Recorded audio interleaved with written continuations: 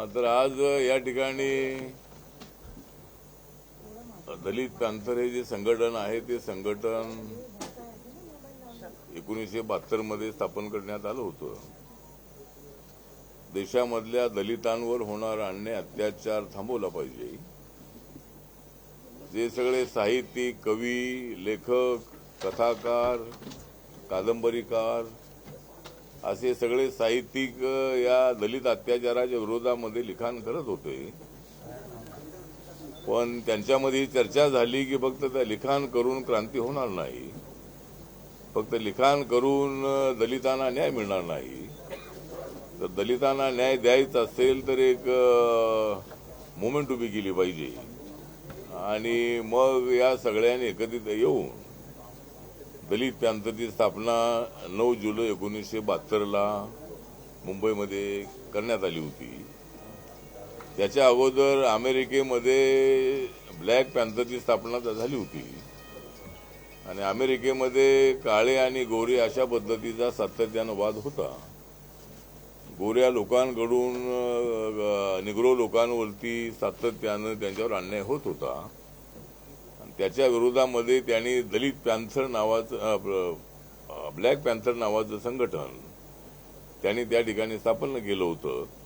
तर त्याचा संदर्भ घेऊन आपल्या महाराष्ट्रामध्ये, आपल्या देशामध्ये दलित पॅंथरची स्थापना करण्यात आली होती आणि त्याला आता 50 वर्ष पूर्ण होत आहेत.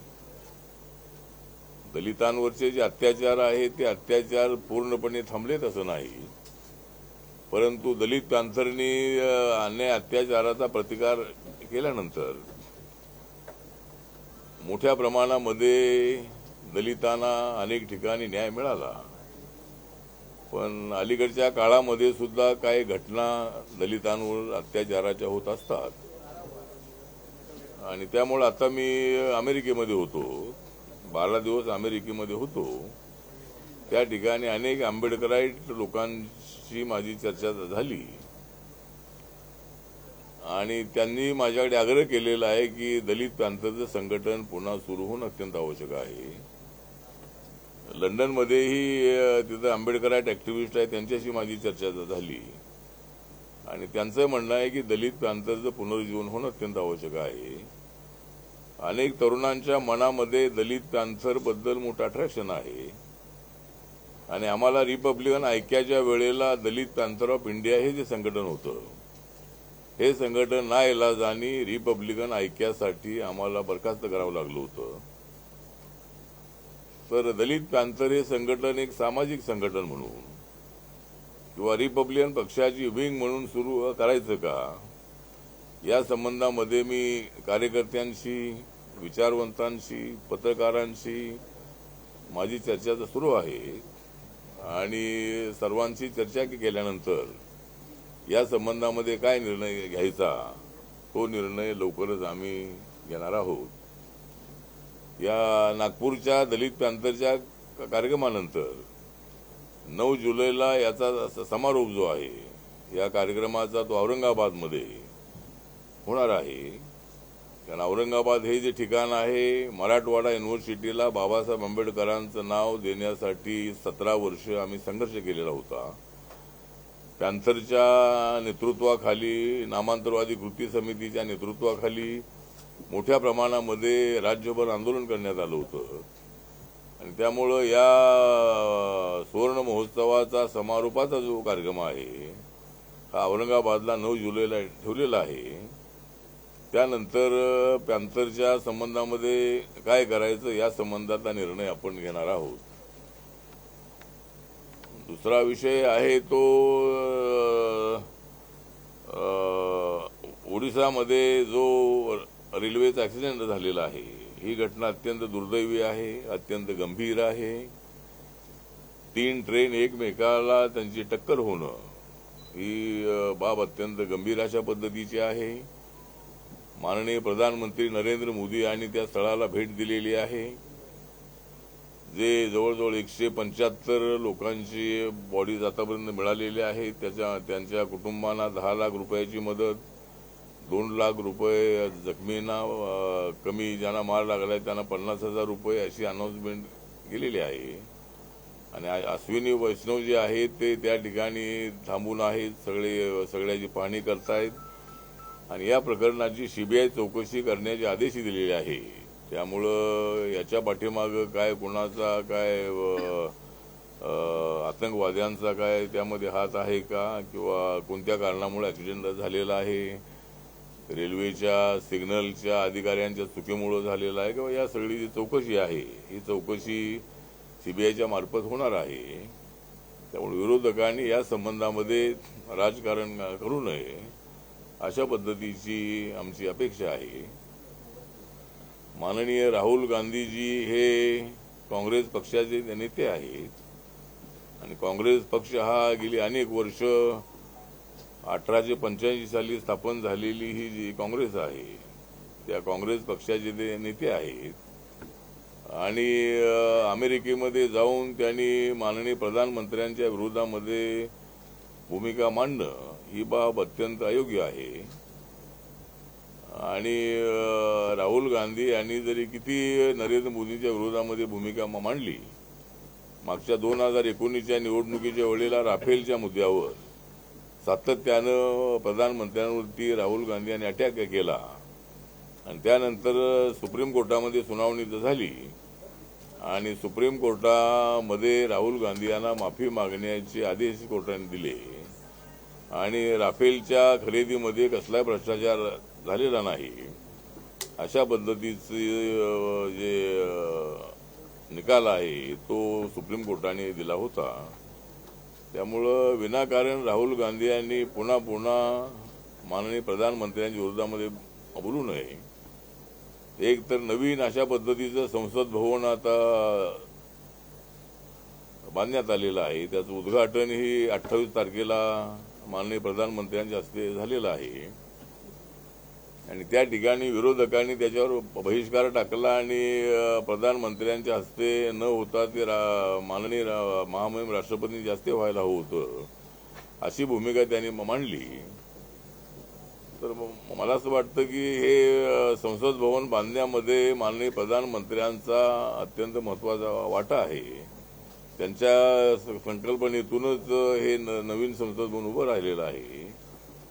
त्यामुळे आमच्या एनडीएच्या लोकांनी ठरवलं की याचं उद्घाटन माननीय नरेंद्र मोदी यांच्या हस्तेच होणं अत्यंत आवश्यक आहे आणि त्यामुळं त्यांच्या हस्ते उद्घाटन झालं आणि विरोधकांनी त्याच्यावर बहिष्कार टाकला होता.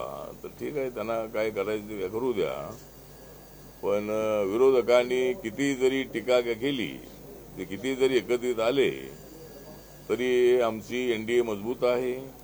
2024च्या निवडणुकीमध्ये नरेंद्र मोदींच्या नेतृत्वाखाली आमचं सरकार येणार, आम्हाला पूर्णपणे बहुमत मिळणार अशा पद्धतीचा आमचा प्रयत्न सुरू आहे आणि अनेक राज्यामध्ये आम्ही भारतीय जनता पार्टी आणि एनडीएचे पक्ष आम्ही मिळून त्या ठिकाणी आमची ताकद वाढवण्याचा प्रयत्न करतो आहोत आणि त्यामुळं किती जरी विरोधक एकत्रित आले तरी मला वाटतं की नरेंद्र मोदींना हरवणं हे एवढं सोपं काम नाही आणि त्यामुळं त्या ठिकाणी मोठ्या प्रमाणामध्ये आम्ही येणारी 24ची निवडणूक जी आहे 24ची निवडणूक आम्ही जिंकणार आहोत. महाराष्ट्रामध्ये आता माननीय एकनाथ शिंदे आणि देवेंद्र फडणवीस यांचं सरकार गेल्या 10-11 महिन्यापासून राज्यामध्ये काम करत आहे. अनेक महत्त्वाचे जे निर्णय आहेत ते निर्णय घेण्यात आलेले आहेत आणि लवकरच आता एक विस्तार होण्याची शक्यता लवकरच आहे. त्यामुळं या विस्तारामध्ये रिपब्लिकन पक्षाला एक संधी मिळावी अशा पद्धतीची सूचना चर्चा देवेंद्र फडणवीस यांच्याशी आपली झालेली आहे आणि विस्ताराच्या वेळेला नक्की आरपीआयचा विचार करू असं ते म्हणालेले आहेत. त्यामुळं विस्तार होताना त्यामध्ये रिपब्लिकन पक्षाला एक मंत्रिपद मिळालं पाहिजे अशा पद्धतीची आपली मागणी आहे, सूचना आहे. त्यासाठी मी पुन्हा एकदा देवेंद्रजींना भेटणार आहे आणि लवकरात लवकर या मंत्रिमंडळाचा विस्तार व्हावा अशा पद्धतीची आमची मागणी आहे आणि रिपब्लिकन पक्षाला सत्तेमध्ये सहभाग मिळाला पाहिजे. महामंडळ आहेत, त्यानंतर इतर कमिटी आहेत, त्याच्यामध्ये सुद्धा आरपीआयला संधी मिळाली पाहिजे अशा पद्धतीची आमची मागणी आहे. आणि महाराष्ट्रामध्ये महाविकास आघाडी जी आहे त्या महाविकास आघाडीने किती प्रयत्न केले तर त्यांना आघाडी करायची असेल तर एकमेकावर आरोप करणं तर त्यांनी थांबवलं पाहिजे. पण दररोज संजय राऊत अजित दादा यांचे सातत्यानं खटके उडतात.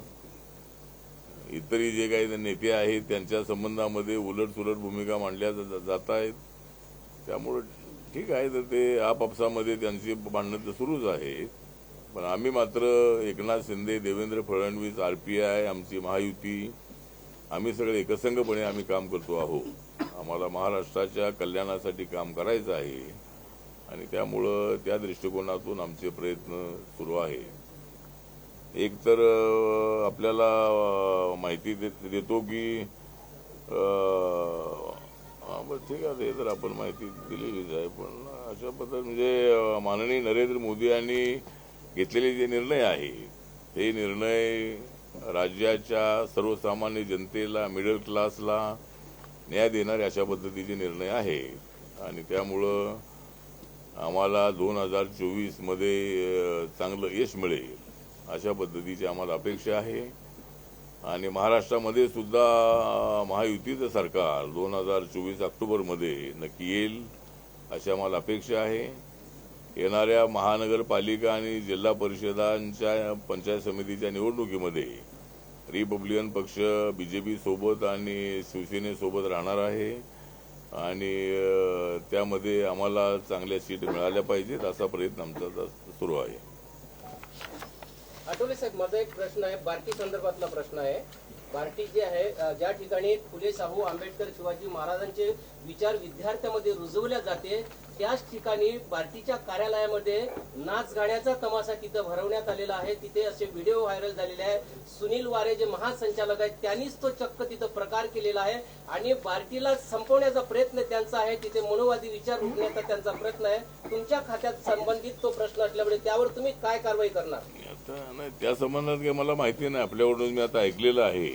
पण बार्टी ही जी संस्था आहे बाबासाहेब आंबेडकर रिसर्च सेंटर म्हणून ती संस्था पुण्यामध्ये आहे आणि शेड्यूल कास्टच्या मुलांना मुलींना त्यामध्ये ट्रेनिंग देणं आहे. बाकीचं जी विषमता समाजामध्ये आहे त्याचा गावागावामध्ये जाऊन प्रचार करण्याच्या अनेक स्कीम आहेत. फेलोशिप देण्याच्या स्कीम आहेत. जर फेलोशिप पीएचडीला वगैरे द्यायची असेल तर एका वर्षाला त्या एका विद्यार्थ्याला 5 लाख रुपये देण्याची स्कीम आहे. एका महिन्याला 35,000 रुपये. तर त्यामध्ये शेकडो विद्यार्थ्यांना ती फेलोशिप देण्यात येते. त्यामुळे जर तिथं काय असा काय प्रकार झाला असेल तर तो काय आमचा सेंट्रलचा विषय नाही आहे. पण तरीही सामाजिक न्याय खात्याच्या अंतर्गत बार्टी हे डिपार्टमेंट येतंय आणि जर त्या ठिकाणी काय नाच गाण्याचा आता एखादा कल्चरल प्रोग्राम काय होता काय मला माहीत नाही. परंतु जर चुकीच्या पद्धतीनं जर काही त्या ठिकाणी घडलं असेल तर नक्की मी त्या ठिकाणी प्रशांत नारनवरे आपले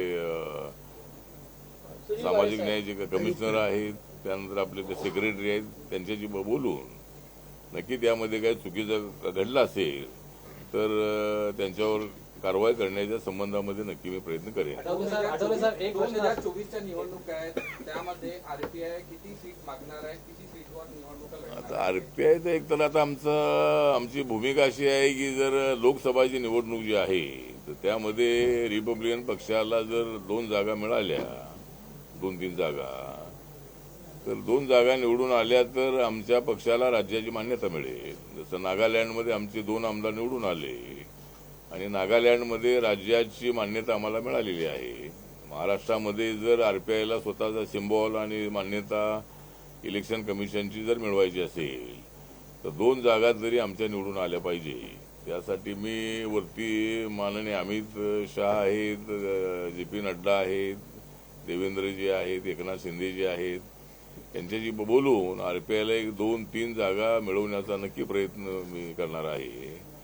आणि विधानसभेलाही आम्हाला 10-15 जागा मिळाव्यात विधानसभेला सगळ्या महाराष्ट्रामध्ये.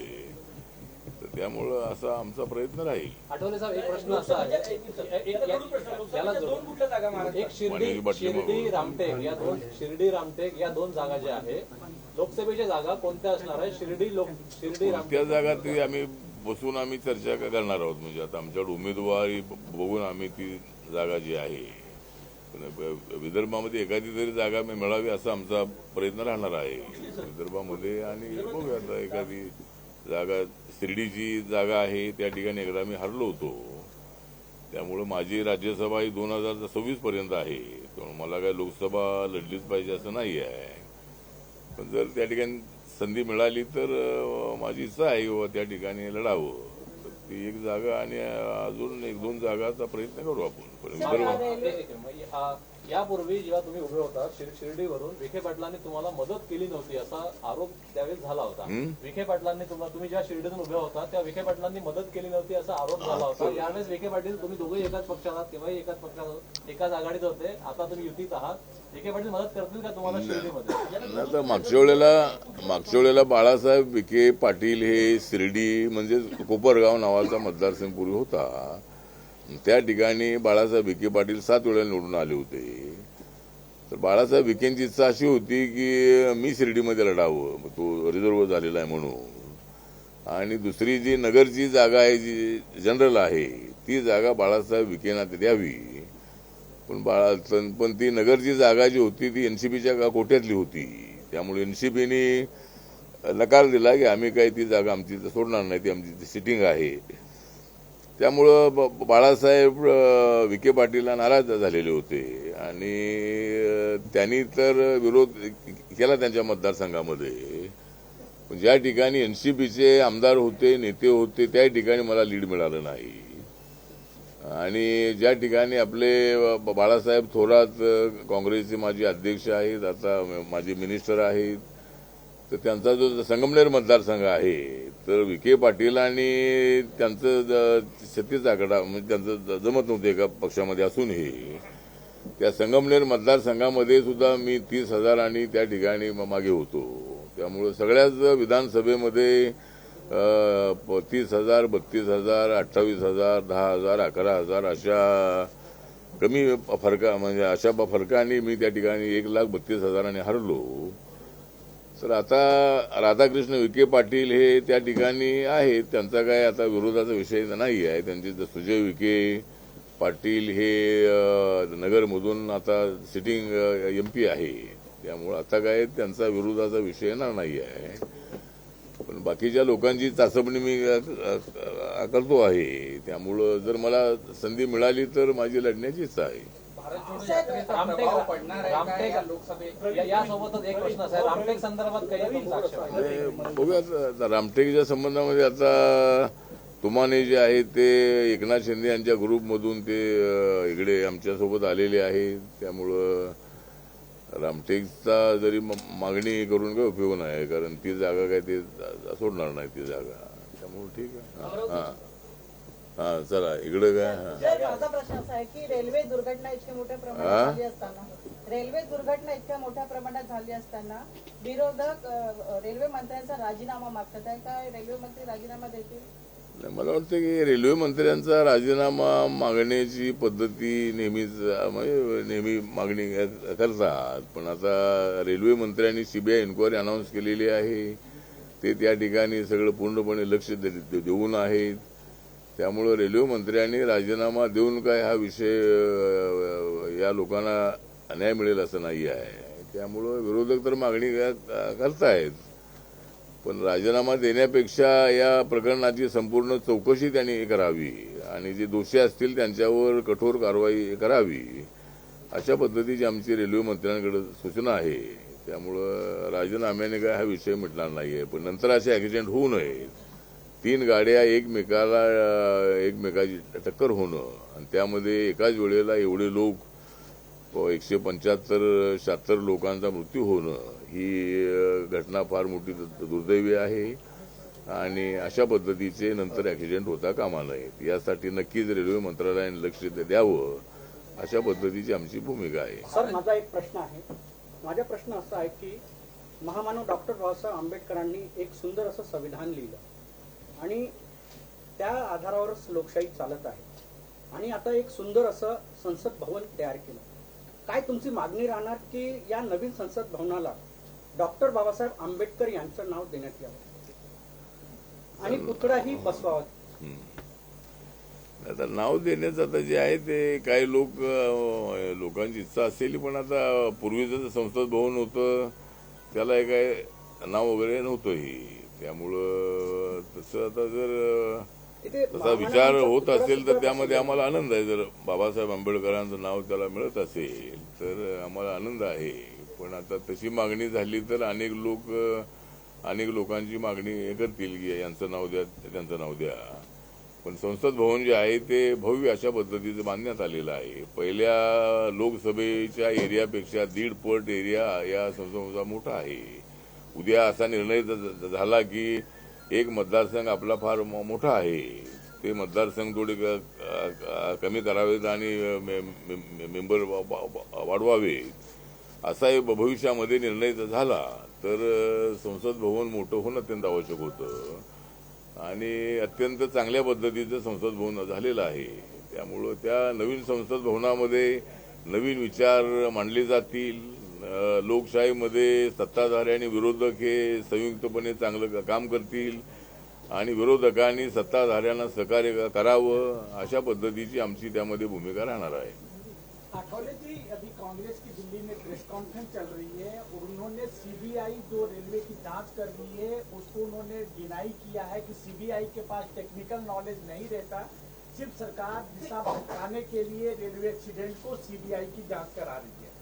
मुझे लगता है कि इसकी जांच जो है डिपार्टमेंट भी कर ही रहा है. जो रेलवे डिपार्टमेंट के जो टेक्नीशियंस है वो भी इसके संबंध में जांच कर रहे हैं कि भाई वो ट्रेन आई कैसी. वो सिग्नल मतलब बहुत बार अगर कोई ट्रेन एक स्टेशन में रुकती है और दूसरे पटरी पर वो ट्रेन न रुकने वाली, उनको दूसरे पटरी से जाने के लिए उनको मतलब सिग्नल दिया जाता है, लेकिन ऐसा हादसा कैसा हो गया, एक दूसरे को टक्कर कैसी हो गई, इसकी जांच उधर भी हो रही है. लेकिन सीबीआई भी मतलब नए टेक्नीशियन का अनुभव का ये लेकर वो इंक्वायरी करेगी सीबीआई.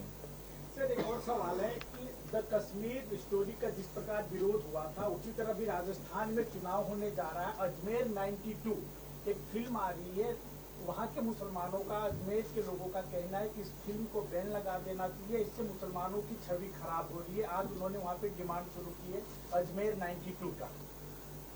तो मुझे लगता है कि फिल्म जब बनती है तब अलग अलग एंगल से फिल्म बनती है और हर आदमी को विचार पड़ता है ऐसा नहीं है. लेकिन अजमेर 92 के फिल्म के बारे में मुझे मालूम नहीं है, लेकिन अजमेर 92 फिल्म अगर आ रही है तो मुझे लगता है कि उसके संबंध में क्या उसमें है, उसमें मुसलमानों का क्या उसमें अपमान हुआ है या क्या हुआ है, उसके बारे में मुझे जानकारी नहीं है. लेकिन उसके बारे में अगर फिल्म अभी नहीं आई है तो जो अगर लोगों की डिमांड होगी तो उस पर क्या उसमें बदल किया जा सकता है.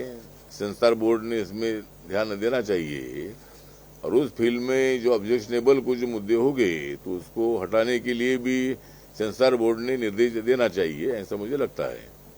कांग्रेस ने रेल मंत्री का इस्तीफा मांगा है.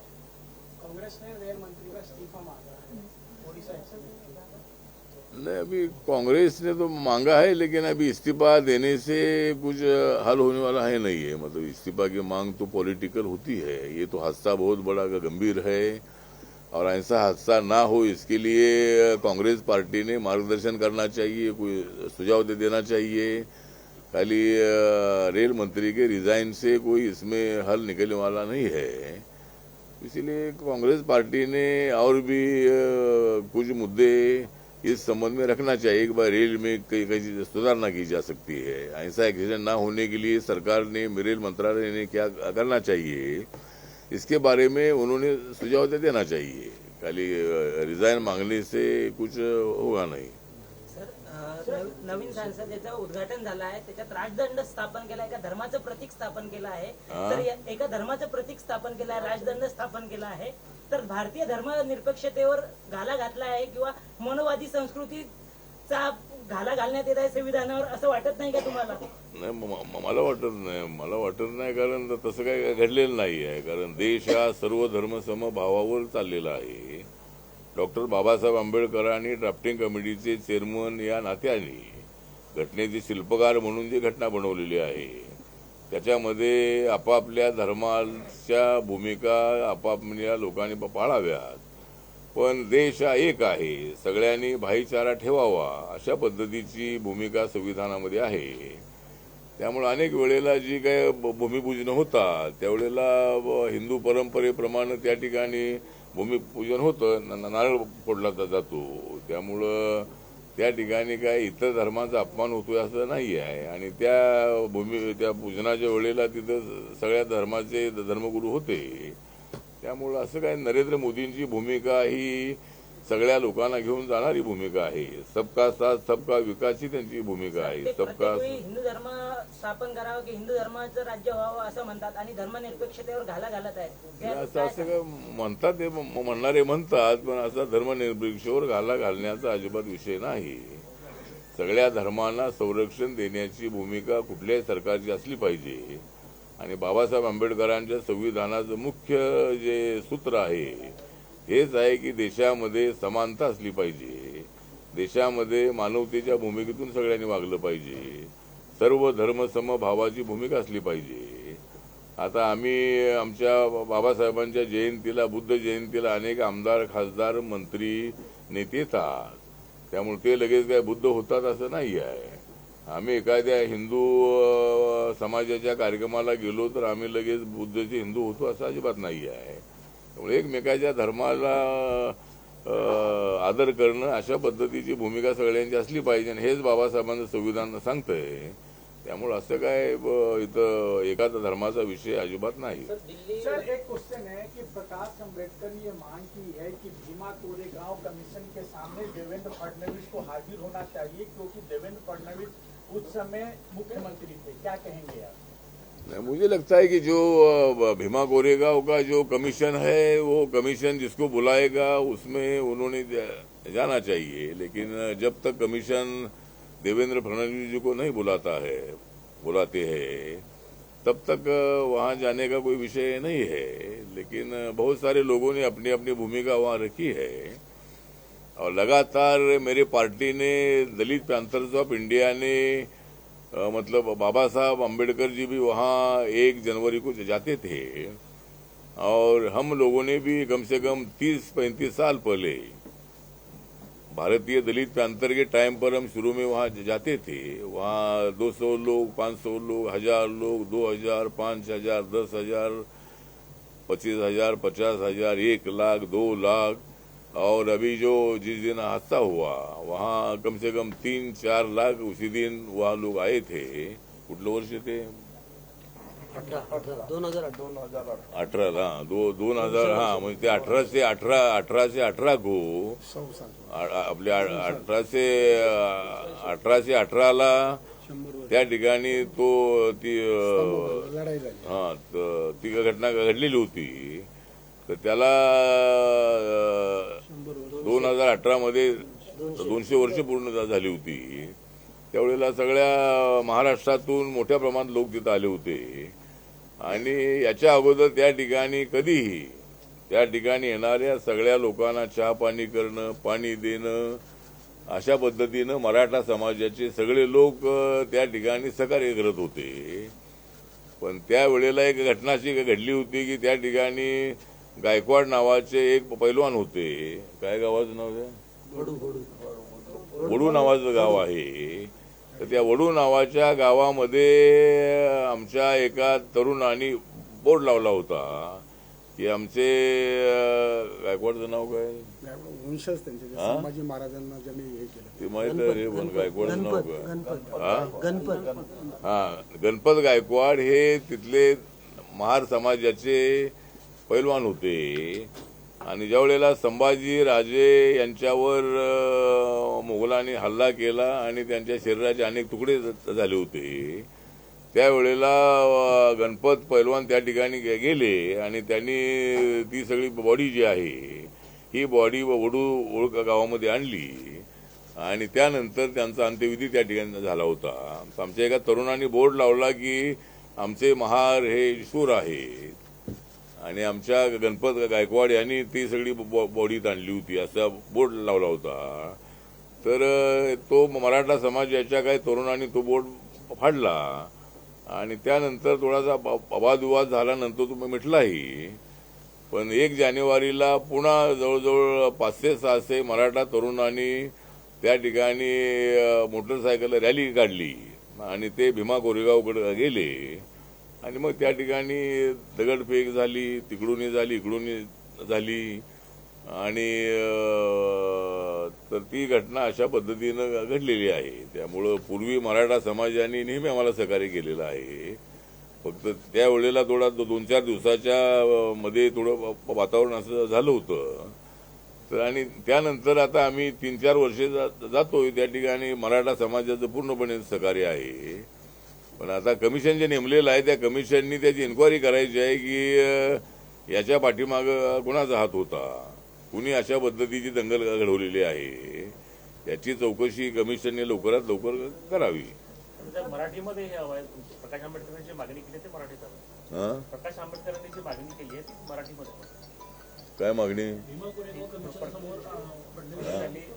चौकशीसाठी जावं काय काय मागणी भीमा कोरेगाव कमिशन समोर देवेंद्र फडणवीस सांगितलं की मी आता. पहिले सुरुवातीला हिंदीत शुरुआत में आपने हिंदी में बोला, मराठी के लिए बोल रहे थे. हा नाही देवेंद्र फडणवीस यांना त्या कमिशन समोर बोलवावं असं प्रकाश आंबेडकरांची सूचना आहे. तर कमिशन समोर कोणाला बोलवायचं तो अधिकार कमिशनचा आहे. त्यामुळं कमिशननी जर त्यांना बोलावलं तर नक्की ते जातील. त्यावेळेला ते मुख्यमंत्री होते आणि त्यावेळेला त्यांनी महाराष्ट्रामध्ये पूर्णपणे शांतता ठेवण्याचं काम केलेलं आहे. त्या ठिकाणी झालेलं जे आंदोलन होतं 3 जानेवारीला झालेल्या महाराष्ट्र बंदच्या कार्यक्रमामध्ये प्रकाश आंबेडकरांनी जरी ती अनाउन्समेंट केलेली असली आणि मी मंत्री असल्यामुळं मला काय तशी अनाउन्समेंट करणं ते शक्य नव्हतं. पण त्या आंदोलनामध्ये माझ्या पक्षाचे कार्यकर्ते मोठ्या प्रमाणामध्ये सहभागी झाले होते आणि ज्यांच्यावर केसेस झालेले आहेत त्याच्यामध्ये जवळजवळ 60% पेक्षा 70% पेक्षा जास्त कार्यकर्ते माझ्या पक्षाचे त्यामध्ये आहेत. त्यामुळं जे आपली सूचना आहे की प्रकाश आंबेडकरांनी मागणी केली जर कमिशननी त्यांना बोलावलं तर ते जातील. सर, महाराष्ट्र के मंत्रिमंडल का विस्तार से क्या उम्मीद है? कुछ शेरो शायरी लिखी है, मंत्रिमंडल का विस्तार भी हो रहा, बहुत दिनों से शेरो शायरी क्या नहीं, मंत्रिपद मिलेगा तो मैं शेरो शायरी करूंगा. अभी नहीं मिला है तो क्या शेरो शायरी. क्या लग रहा है, क्या उम्मीद है, कब तक मंत्रिमंडल का मंत्रिमंडल अभी माननीय अमित शाह जी के साथ एकनाथ शिंदे, देवेंद्र फडणवीस की चर्चा हुई है. उन्होंने ग्रीन सिग्नल दे दिया है. तो मुझे लगता है कि जल्दी करना चाहिए क्योंकि एक मंत्री के पास 4-4, 5-5 डिपार्टमेंट है. तो जल्दी विस्तार करके अभी 1.5 साल बचा है तो 1.5 साल में अच्छा काम करने के लिए मंत्रिमंडल का विस्तार जरूरी है. तो जल्दी 1 हफ्ते भर में होना चाहिए ऐसा हमारी सूचना है. युवाओं को मौका देना चाहिए मंत्रिमंडल में जितनी मांग हुई, युवाओं को मौका मिलना चाहिए मंत्रिमंडल में. युवा विधायक जो है तरुण आमदारांना मंत्रिमंडळात संधी मिळावी का काय असं त्यांचं. हा, तरुण आमच्याकडे सगळे तरुणच आहे. सगळे आमच्याकडे तरुणच आहे. त्यामुळं कोणाला संधी द्यायची बघूया. त्यामध्ये आता देण्याचं ठरलं की कोणाला द्यायचं ते आपण नाव देऊ. आपण तुमच्या खात्याचा विषय आहे सामाजिक न्यायाचा. सेंटरकडून केंद्र सरकारकडून जो हिस्सा द्यायचा असतो शिष्यवृत्तीचा तो अजून दिला नाही 60% स्टेटला. तुम्हाला माहिती आहे का? काय म्हणाले काय शिष्यवृत्तीसाठी 60% हिस्सा केंद्र सरकार देते ते अजून मिळाला नाही असं त्यांचं म्हणणं. हाँ, तो जो शिष्यवृत्ति है पहले ये योजना थी गवर्नमेंट ऑफ इंडिया की स्कॉलरशिप. लेकिन जब मैं मंत्री बना तब मुझे इसकी जानकारी ये मिली कि 90% पैसा जो है ये राज्य सरकार का होता है और 10% पैसा खाली केंद्र सरकार का होता है. तो मैंने मंत्रालय को बताया कि भाई इसका नाम गवर्नमेंट ऑफ इंडिया रखना ठीक नहीं. फिर अगर 90% पैसा स्टेट का है तो इसमें बढ़ोतरी होनी चाहिए. तो फिर मंत्रिमंडल में प्रस्ताव आया और अभी कम से कम 15,000 करोड़ रुपया जो है, ये 15,000 करोड़ रुपया मंजूर किया और 60% पैसा हमारा केंद्र का और 40% पैसा राज्य का। तो जो हमारा बजट इस साल का जो बजेट बघून किती आपलं जो आमचं जे बजेट आहे जवळजवळ 1,59,000 करोडचं बजेट आमच्या मंत्रालयाचं आहे। त्यामुळे आम्ही पैसे पाठवतो, आमच्याकडे विद्यार्थ्यांची यादी आली की आम्ही सगळे पैसे राज्याकडे पाठवतो आणि राज्य जे आहे ते राज्य आपले पैसे त्यामध्ये टाकून 40% विद्यार्थ्यांच्या अकाउंटवरती ते पैसे पाठवतात। त्यामुळे आमच्याकडून पैसे तर थांबत नाहीत, आमच्याकडून जे पैसे आमच्याकडे जे आहेत ते मुलांना देण्यासाठीच आहेत। त्यामुळे आमच्याकडून काही पैसे तर थांबलेले नाही आहेत। सर दिल्ली में महिला पहलवान धरने पे बैठे, अभी तक उनको न्याय नहीं मिला। अभी महिला पहलवान जो हरियाणा के वहाँ बैठे हैं, जो 3-4 लड़कियों की कंप्लेंट थी, उसमें एक ने कंप्लेंट पीछे ले ली है और काय त्याचं नाव पहलवानचं हां, तर ती ज्यांच्या विरोधामध्ये तक्रार आहे ते काय नाव त्यांचं आपले ब्रजभूषण, ब्रजभूषण हे बीजेपीचे आमदार सुद्धा आहे, आपले बीजेपीचे खासदारही आहेत आणि ते ऑल इंडिया पैलवान संघाचे ते अध्यक्ष आहेत आणि त्यांचं म्हणणं आहे की हरियाणा सोडलं तर बाकीचे सगळे पैलवान माझ्यासोबत आहेत आणि कोर्टाने मला जी सजा देईल ती मला सजा मान्य आहे। जी काही चौकशी करायची त्यांनी करावी, तर आता चौकशी चालू आहे, त्यामुळं त्यामध्ये काय ते दोषी आढळले तर त्यांना शिक्षा होईल। पण सर पोक्सो अंतर्गत त्यांच्यावर गुन्हा दाखल झालेला आहे, पोक्सो अंतर्गत त्यांच्यावर गुन्हा दाखल झालेला आहे। सर्वसामान्यावर जर हा गुन्हा जर दाखल झाला तर त्वरित अटक होते, पण त्या खासदाराला अजूनपर्यंत अटक केलेली नाही। काही सरकार त्यांना वाचवत आहे आणि सर त्यासोबतच काय नाही, गुन्हा दाखल झालेला त्याची चौकशी पोलीस करतायत। म्हणजे जे गुन्हा दाखल जरी झालेला असला तरी तो गुन्हा कितपत खरा आहे की काय आहे त्याची चौकशी जी आहे ती चालू आहे। त्यामुळं त्या ब्रजभूषणचं म्हणणं आहे की जी चौकशी पोलिसांना करायची आहे त्यांनी करावी, माझं त्यांना पूर्णपणे पाठिंबा आहे असं त्यांचं म्हणणं आहे। पाली विषयाची जी युनिव्हर्सिटी आहे आपल्या सरकारकडे तगादा लावत आहे, पण ते सरकार अजून मान्य केलेले नाही। पाली युनिव्हर्सिटी आपण बौद्धाच्या प्रसारासाठी आपण पालीचं जे आहे ते आता विद्यापीठ व्हावं अशी तर मागणी आहे, पण पाली विषय जो आहे हा पाली विषय हा मध्यंतरी पाली विषय हा सरकारी कामकाजामध्ये असायचा। युपीएससीच्या एक्झाम मध्ये ना, युपीएससीच्या एक्झाम मध्ये वगैरे असा तो असायचा, पण नंतर तो विषय काय त्याच्यातून काढलेला आहे पाली। तर आमचा प्रयत्न सुरू आहे, आमची एक बैठक आम्ही दिल्लीला झालेली आहे, राजन वाघमारे आणि प्राध्यापक ते आले होते आणि आपण बैठक घेतली होती। तर आपला प्रयत्न सुरू आहे, पुन्हा पाली जे आहे ती त्यामध्ये आलं पाहिजे आणि पालीचं विद्यापीठासाठी नक्की आपण प्रयत्न करू। सर महागाई विषय आहे सर, सिलेंडरचा 1100 झालाय, 1130 झालाय, महागाई सरकार काही बोलत नाही। 9 वर्ष झाले मोदी सरकारचे, काय सांगणार सर? सामान्य जनता इथे होरपडून निघालेली आहे। संपू आता महागाई जी आहे ती महागाई कमी करण्याचा आमचा प्रयत्न सुरू आहे, कारण महागाई जी आता आम्ही जवळजवळ 80 कोटी लोकांना गेल्या 4 वर्षापासून आम्ही फ्रीमध्ये धान्य देतो आहोत आणि त्यामुळं काय प्रमाणामध्ये महागाई आहे ती महागाई कमी करण्याचा नक्कीच आमच्या सरकारचा प्रयत्न आहे आणि नक्की सिलेंडरचे दर असतील किंवा बाकीची महागाई असेल ती कमी झाली पाहिजे असं आमचा प्रयत्न आहे। देश विदेशातील प्रत्येक घडामोडींचे लाईव्ह अपडेट मिळवण्यासाठी आता साम टीव्हीच्या सर्व सोशल मीडिया प्लॅटफॉर्मला लाईक, फॉलो आणि सबस्क्राईब करा। तसंच सर्व नोटिफिकेशनसाठी बेल आयकॉन प्रेस करायला विसरू नका।